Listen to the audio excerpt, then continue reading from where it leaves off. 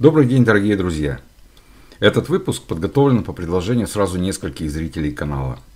И сегодня пойдет речь об амбициозной Garcia Exploration 45. Верфь позиционирует эту лодку как экспедиционную. Не круизную, а именно экспедиционную. Что это значит? Первое, что приходит в голову, это то, что круиз – это всегда отдых, а экспедиция – это всегда работа. Круизные яхты в подавляющем большинстве своем идут в правильный сезон и с правильным направлением ветра. Экспедиционная же лодка должна работать в любой сезон и в любых условиях. И если для круизера шторм – это неприятный момент, то для экспедиционной лодки хорошая погода может стать приятным моментом. Разумеется, это накладывает дополнительные требования к экспедиционной лодке. Она должна быть прочнее, надежнее, более энерговооруженная, более насыщенная оборудованием и по этим причинам дороже круизера аналогичного размера. Мы не будем сейчас касаться прочности и надежности, а посмотрим на технические параметры Garcia Exploration 45, влияющие на поведение лодки в море. Но сначала краткая история яхтенной верфи Garcia Yachts. В 1974 году два увлеченных и талантливых брата Жан-Пьер и Жан-Луи Гарсия открыли свою верфь в Нормандии. Оба брата, слесари по профессии, начали строить стальные лодки. Восхищаясь такими моряками, как Бернар Майтесье и Джошуа Слоукум, они построили около 60 лодок, которые положили начало репутации верфи. Творческий поиск братьев Гарсия привлек их внимание к еще более эффективному материалу – алюминию. Вскоре произошла их встреча с военно-морским архитектором Филиппом Харле. Эта встреча решила их судьбу. Страсть и изобретательность, которые объединили этих троих мужчин, породили знаменитую линейку парусных лодок, начиная с первой Маракуджа, за которой последовали Вольная, Малибу, Убанс, Жеробом и многие другие. Все это было результатом кропотливой работы и обещало расширить районы плавания без ущерба для комфорта. В 1984 году, во время посещения офиса Орли в Ля-Рошель, братья Гарсия познакомились с Жаном-Люком ван ден Хеде, с которым они разработали 36.15 МИД 60-футовую минималистичную парусную лодку, которая займет третье место в первом Венди Глоб. Вслед за этим Ален Мортен и Янис Маврикас, соратники и партнеры Филиппа Харле, продолжили серию теперь уже легендарных Песоа и Нуани в диапазоне от 43 до 55 футов. Постоянно ища новые вызовы, верфь Garcia Yachts работает параллельно с некоторыми из величайших военно-морских архитекторов, таких как Жубера Нивельта и Беррера Купа и другими. С 2000-х годов лодки, построенные Garcia Yachts по индивидуальным проектам, становились больше, более впечатляющими и сложными. Например, Ливана 75 футов, проект Жубера Нивельта, дизайн Франко Дернье, или Пуэль де Караут 110 футов, проект Веттон. 2006 год стал годом, когда была построена последняя лодка под доброжелательным присмотром братьев Гарсия. Это великолепная парусная лодка Зюрбиган. Эта 90-футовая парусная лодка получила главную международную награду Super Yacht Design Award Best Sail в категории от 23 до 36 метров в Форт Лодердейле. В 2010 году произошло важное событие в истории верфи. Верфь Garcia Yachts присоединилась к группе Grand Flash Yachting вместе с Allures Yachting и Outremmer. Следующей лодкой Гарсия стала GT54, отличавшаяся инновационным подходом как с технической точки зрения, так и с точки зрения дизайна. В 2013 году GT54 была признана европейской лодкой года. В 2011 году Garcia Yachts запустила линейку Exploration, вдохновленную знаменитым мореплавателем Джимми Корнеллом для прохождения северо-западного пути, который ему удалось пройти 2 года спустя. Кстати, рекомендую статью Джимми Корнелл и его взгляд на ключевые характеристики круизных яхт на сайте Интерпаруса. Ссылка будет под видео. В линейку Exploration вошли алюминиевые Centerboards Exploration 45, Exploration 52 и Exploration 60, а также катамаран Explocat 52. Яхтенная верфь Гарсия применяет индивидуальный подход к клиенту не только на этапе строительства, но и осуществляет сервисную поддержку в дальнейшем.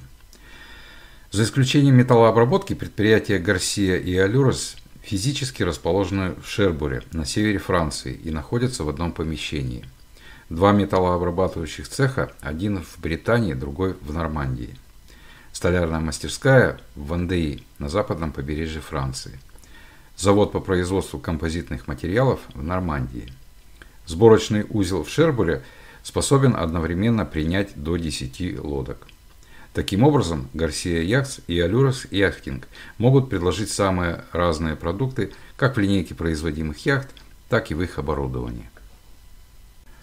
По традиции напомню, что на канале Идеальный Круизер мы анализируем техпараметры разных яхт и для наглядности и лучшего понимания сравниваем их с математической моделью идеального круизера Джона Холтропа. Это дает нам возможность, опираясь на цифры, оценивать рассматриваемые модели яхт с точки зрения конструкторского замысла и сферы оптимального их использования. Джон Холтроп, морской инженер и конструктор, на основании анализа более 400 проектов известных яхтенных конструкторов составил так называемый эталонный проект крейсерской яхты. Итак, Garcia Exploration 45. Материал корпуса – алюминий, внутренний балласт и интегральный шверт, Centerboard. Два пера руля. Все управление сведено в кокпит. Теплоизоляция. Большой запас автономности. Водонепроницаемые передние и задние переборки. Есть внутренняя рулевая рубка. Герметичная дверь из кокпита в салон. Дизель Volvo Penta 75 лошадиных сил. Дизайнер Берри Ракупа. Длина корпуса по палубе 46,62 фута. Длина корпуса по КВЛ 41,24 фута. Ширина корпуса максимальная 14,50 фута. Осадка максимальная 9,51 фута. Расчет выполнен именно для максимальной осадки. Осадка минимальная 3,74 фута. На индикаторе отмечено белым кружком. Водоизмещение 32 214 фунтов. Площадь парусности 979,52 квадратных фута. На индикаторе, как и всегда, зеленая зона – это значение, соответствующее значениям для идеального круизера. Левый зеленый флаг – минимальное значение эталона. Правый зеленый флаг – максимальное значение эталона. Прогресс отображает значение показателя на индикаторе. Цифра справа – значение показателя. Первый расчетный показатель – фактор энерговооруженности. Чем легче судно и чем больше площадь парусности, тем выше этот показатель. Для Garcia Exploration 45 значение фактора энерговооруженности равно 15,54. В целом это говорит о том, что есть некоторая недогруженность парусами. Здесь нужно уточнить, что этот показатель зависит от площади парусности, которая включает в себя только площадь основных парусов. У Exploration 45 мы видим по крайней мере форстей и кутерстей и плюс место для скрутки паруса слабого ветра. То есть на практике вряд ли ощущается нехватка парусов, но формально значение меньше эталона. Следующий показатель – фактор водоизмещения. По своей сути показывает отношение водоизмещения к длине яхты с учетом коэффициентов. Значение 205,4 означает, что лодка довольно легкая для своего размера. Значение существенно меньше, чем у идеального круизера, и это плюс к условному драйву. Фактор комфортности. Чем больше значение этого показателя, тем мягче и комфортнее лодка движется в море. Для Garcia Exploration 45 значение равно 32,79. Это соответствует значению эталона. Добавим плюс к условному комфорту. Риск опрокидывания. Критическим считается значение 2 единицы. Значения меньше 2 считаются хорошими. В нашем случае значение равно 1,77. Это отличное значение, и оно практически соответствует эталону круизера.